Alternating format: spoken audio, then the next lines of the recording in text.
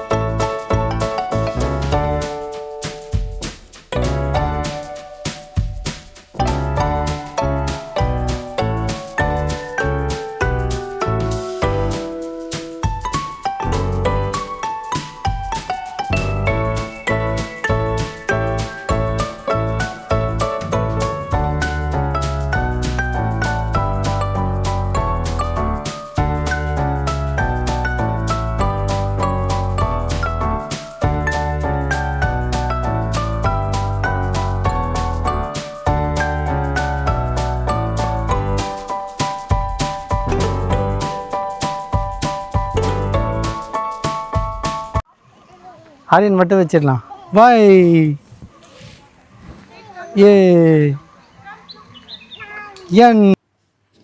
இங்கே form field முடித்ததுமே அதுக்கப்புறம் production விசிட்டுக்கு கூட்டிகிட்டு போவாங்க. ப்ரொடக்ஷன் ஒயின் ப்ரிப்பேர் பண்ணுற ஏரியாவுக்கு. அந்த ப்ரிப்ரேஷன் பண்ணுற ஏரியாக்குள்ளேயும் சரி, ஒரு டேஸ்ட் பண்ணுற ஒரு ஹால் இருக்குது, ஒயின் டேஸ்டிங்கு. அதுக்குள்ளேயும் சரி, only 18+. Kids strictly not allowed. இந்த ட்ரம்ஸ் எல்லாம் பார்த்திங்கன்னா ஒயின் ப்ரிப்பேர் பண்ணி 1 yearக்கு ஸ்டோர் பண்ணுவாங்களாம். இங்கே ஒயிட் ஒயின் ப்ரிப்பேர் பண்ணுறாங்க. அதுக்கப்புறம் ரெட் ஒயினும் ப்ரிப்பேர் பண்ணுறாங்க. ரெட் ஒயின் 12 monthsக்கு இந்த மாதிரி ட்ரம்லேயே ப்ரிசர்வ் பண்ணி வைப்பாங்களாம். 12 monthsக்கு அப்புறம் தான் ப்ரொடக்ஷனுக்கு எடுப்பாங்க, இந்த மாதிரி பாட்டிலில் போடுறதுக்கு. ஒயிட் ஒயின் 11 months ஹோல்ட் பண்ணுவாங்களாம். இதுக்குள்ளே ஆரியன் அலோவ் பண்ணல. ஸோ நான் மட்டும் உள்ளே போய் பார்த்துட்டு வந்தேன். ஆரியனும் டேடியும் வெளியே விளையாடிட்டு இருந்தாங்க. குட்டீஸ்க்கு இந்த மாதிரி வெளியே விளையாட மட்டும்தாங்க ஸ்பேஸ் இருக்குது. அதை தவிர பெருசாக வேறு எதுவும் இல்லை. அதுக்கப்புறம் பக்கத்துலேயே ஒயின் பொட்டிக் அப்படின்னு சொல்லிட்டு ஒரு ஷாப் மாதிரி வச்சுருக்காங்க. அதுக்குள்ளே குட்டீஸ் அலோடுன்னு சொன்னாங்க. சரி அதில் என்ன இருக்குது போய் பார்க்கலாமேன்னு சொல்லிட்டு போய் பார்த்தோம். அங்கே ப்ரிப்பேர் பண்ண ஒயின்ஸ் எல்லாமே வச்சுருந்தாங்க. அவங்க என்ன சொல்கிறாங்கன்னா, ஒன்ஸ் நம்ம ஒயின் பாட்டில் ஓப்பன் பண்ணால் வித்தின் 5 டேஸில் அதை வந்து எம்ப்டி பண்ணணுமா. இல்லைன்னா அந்த ஒயின் வந்து வினிகராக மாறிடுமாம்மா. அது வினிகராக மாறிச்சுன்னா நம்ம குக்கிங்க்கு மட்டும்தான் யூஸ் பண்ணணும். அதை வந்து நம்ம டைரெக்டாக கன்சியூம் பண்ணக்கூடாது அப்படின்னு சொன்னாங்க. ஒயின் பற்றி எவ்வளோ டீட்டெயில்ஸ் கேதர் பண்ண முடியுமோ அவ்வளோ பண்ணோங்க. ஏன்னா அந்தளவுக்கு அவங்க வந்து அங்கே சொல்கிறாங்க. இன்னொன்று என்ன சொன்னாங்கன்னா, இந்த ஸ்லாண்டிங்காக வைக்கிற பாட்டிலுக்கும் சரி, ஸ்ட்ரெயிட்டாக வைக்கிற பாட்டிலுக்குமே நிறைய டிஃப்ரென்ஸ் இருக்குது. அந்த மாதிரியெல்லாம் சொல்கிறாங்க.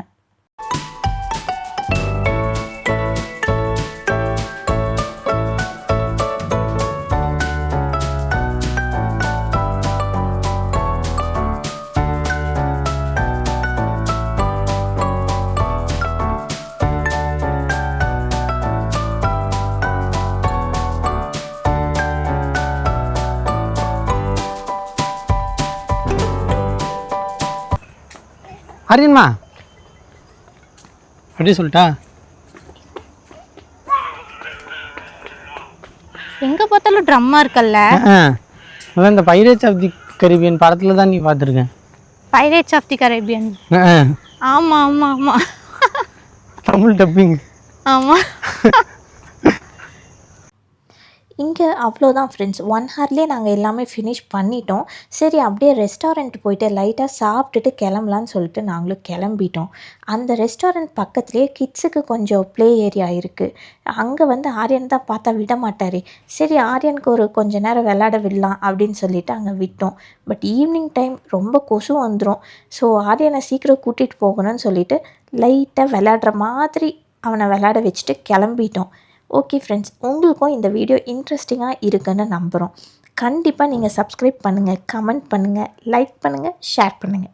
இதே மாதிரி இன்னொரு வீடியோவில் சீக்கிரமாக மீட் பண்ணலாம். Until then, bye bye from Aryan family.